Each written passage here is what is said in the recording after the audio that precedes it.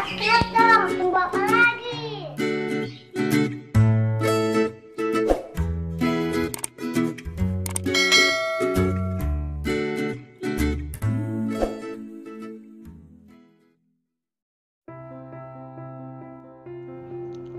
Tante, ketika makan dan tidur tidak boleh berbicara.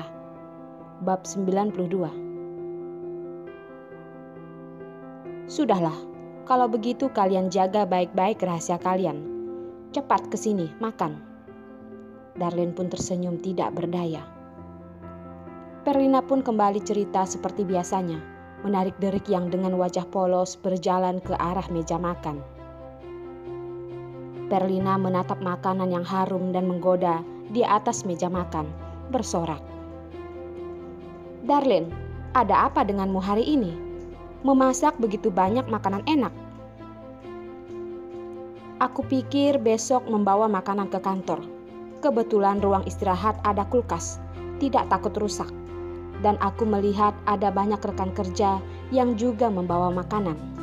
Perlina, apakah kamu mau aku mempersiapkan untukmu juga? Darlene menjelaskan berkata, tidak perlu. Makanan setelah dipanaskan di microwave rasanya berbeda. Lebih baik makan makanan segar saja.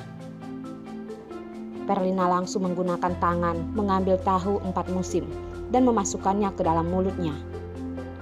Sambil makan sambil dengan tidak jelas berkata, Darlene, kemampuan memasakmu semakin baik. Siapa yang menikahimu benar-benar sangat beruntung. Setelah Perlina mengatakan, dia pun merasakan suasana menjadi aneh. Tersenyum kaku dan berkata, kalau tidak menikahlah ke keluargaku, biarkan aku menikmati keberuntungan ini. Tante, saat makan tidak boleh berbicara. Derek duduk di kursinya dan berkata pada Perlina. Wajah Perlina memerah, dengan patuh duduk dan makan. Darlene pun tertawa. Derek yang terlihat seperti anak dewasa kecil ini benar-benar membuat orang semakin menyayanginya. Sudah dengar belum Perlina? Kamu bakal lebih buruk dari Derek. Perlina mendesah dan tidak berkata lagi, mengambil sumpit dan mengambil makanan. Darlene tahu dia merasa malu, jadi tidak berkata lagi. Mereka bertiga pun makan dengan tenang. Darlene lanjut membereskan dapur, lalu memotong buah dan mengantarnya ke ruang tamu. Melihat mereka berdua yang duduk bersama menonton film kartun, dia pun tertawa. Dengan tidak berdaya memperingati, jangan terus menonton saja, ayo makan buah. Aku tahu ibu. Derek pun menusuk apel dan menggigitnya. Perlina bahkan tidak memalingkan kepala dan menganggukkan kepala. Setelah itu, mulai memukul sofa dan terus tertawa. Darlene sudah tidak tahu harus mengatakan apa. Kalau orang yang menyukai Perlina melihat wanita yang mereka disukai tertawa terbahak-bahak seperti ini, tidak tahu apa yang akan mereka pikirkan. Dia melihat Perlina masih sedang tertawa pun melihat ke arah televisi. Bukankah hanya manusia dan seekor babi? Lelucon ini sungguh tidak lucu.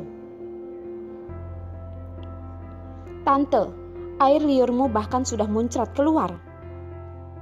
Derek dengan merasa tidak suka bergeser. Maaf, aku tidak bisa menahannya. Orang itu benar-benar bodoh. Perlina tertawa sampai air mata sudah hampir keluar. Derek dengan nada imut berkata, Tante, kamu kekanak-kanakan sekali sih. Perlina langsung tidak senang, memegang tubuh kecil Derek. Kekuatan tangannya sangat lembut. Dalam hati merasa kagum. Kulit anak kecil benar-benar bagus, sangat mulus seperti susu. Lihat, kamu berani ya meremehkan tante lagi. Tante, jangan menggelitikku. Derek ikut tertawa. Dia juga ingat meminta tolong dengan Darlene. Hahaha, geli sekali. Ibu, tolong Derek. Darlin yang melihat waktu sudah lumayan malam, dia pun menyelamatkan Derek dari Perlina dan berkata, "Sudah bermain sampai keringatan, ibu isikan air dulu untukmu. Sebentar lagi pergi mandi dan tidur." "Iya, Bu." Derek dengan patuh menganggukkan kepala. Perlina hanya bisa menikmati keseruan ini sendiri. Setelah Darlin selesai mengisi air, dia pun membawa Derek pergi mencuci rambut, membantunya mengelap keringat, mengeringkan rambut dan menggendongnya kembali ke kamarnya. Membuka lampu remang di samping ranjang, Derek masih dengan bersemangat melihatnya. "Tidak bisa tidur." Darlin kembali duduk di ranjang. Derek pun menggeser kepalanya, memberikan sebuah tempat untuk Darlin. Darlin dengan memanjakan melihatnya, memiringkan tubuh dan berbaring di sisinya, lalu berkata, "Derek, ibu bacakan cerita dongeng untukmu ya." "Baik, Bu." Derek menempel di sisi Darlin dengan nyaman menutup mata. Aroma tubuh ibunya sangat harum. Dia ingin menempel pada ibunya seumur hidup. Darlin mengambil sebuah buku dari meja, dengan lembut membacakan untuknya. "Dulu ada seorang putri salju." Setelah Darlin selesai menceritakan cerita putri salju, menundukkan kepala dan melihat anak kecil di pelukannya, tidak tahu sejak kapan dia sudah tertidur. Bibir yang lembut menghisap dan menghembus, bulu mata yang lentik dan terlihat ada bayangan. Tampang Derek belum terbentuk dengan utuh, terlihat tidak begitu tajam seperti Yos. Darlin terdiam sejenak, segera menyembunyikan perasaan di matanya. Perlahan turun dari ranjang, melihatnya sejenak lalu keluar dari kamar. Televisi di ruang tamu masih memutarkan film kartun yang lucu. Lampu sudah ditutup. Wanita yang awalnya sedang bersandar di atas sofa, sekarang sudah berbaring dan tidak menonton televisi lagi. Lalu bertanya, "Derek sudah tidur ya?" Darlin menghampirinya dan duduk, menemaninya menonton televisi. Mata Perlina juga ikut menonton televisi. Kepalanya belum berputar dan berkata, "Darlin, kamu terus mengulur untuk pergi. Apakah karena kamu memiliki perjanjian dengan Yos?" Darlin menyembunyikan gemetar di bulu matanya.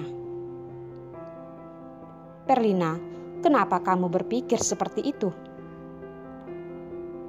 "Semua mata orang yang tidak buta bisa melihatnya. Kamu benar-benar dikuasai oleh Yos. Aku tidak percaya kalau kamu adalah wanita yang akan terus mengganggunya. Satu-satunya penjelasan untuk hal ini cuma ada ini." Perlina tidak bodoh. Dia hanya tidak ingin Darlin berada di situasi yang sulit. "Perlina, aku tahu batasan, dan aku akan segera mengatakan dengan jelas pada Yos. Dia hanya perlu melakukan persyaratan terakhir Yos saja. Asalkan dia menahan sedikit lagi. Aku takut sebelum kamu mengatakan dengan jelas padanya, kamu sudah disakiti sampai mati oleh si keji itu. Kamu rasa kamu bisa menyembunyikannya berapa lama?" Perlina melihat Darlin yang duduk tidak jauh darinya. Sinar televisi menyinari wajahnya yang pucat. Sebenarnya, orang yang paling tertekan adalah Darlin. Tapi dia juga suka menyembunyikan semuanya di dalam hati. Sebagai teman, dia juga sangat tidak berdaya. Darlin tersenyum pahit dan berkata, "Asalkan bisa membawa Derek pergi operasi, semuanya akan berlalu. Bukankah ini adalah hal yang seharusnya aku terima?" "Dasar, apa namanya hal yang seharusnya kamu terima? Apakah kamu masih tidak tahu bagaimana sifat si keji itu? Egois, pria yang bisa melakukan apapun demi dirinya sendiri." Nada Perlina meninggi, lalu mengecil kembali, seperti rasa marah yang tidak berdaya, dan berkata, Kamu tidak mempertimbangkan untuk dirimu sendiri, juga harus mempertimbangkan demi kesayanganku. Aku tidak peduli lagi padamu. Kalau si keji itu menyakiti Derek, aku tidak akan membiarkannya begitu saja. Perlina, Derek adalah batas terakhirku. Tatapan Darlene terlihat tajam. Nadanya dengan serius berkata, tidak peduli Jane ataupun Yos, siapapun tidak boleh menyakiti Derek. Dia pasti akan mengorbankan nyawanya. Perlina merasa lega. Masih tahu betapa berharganya Derek. Untung saja belum bodoh sampai tidak tertolong.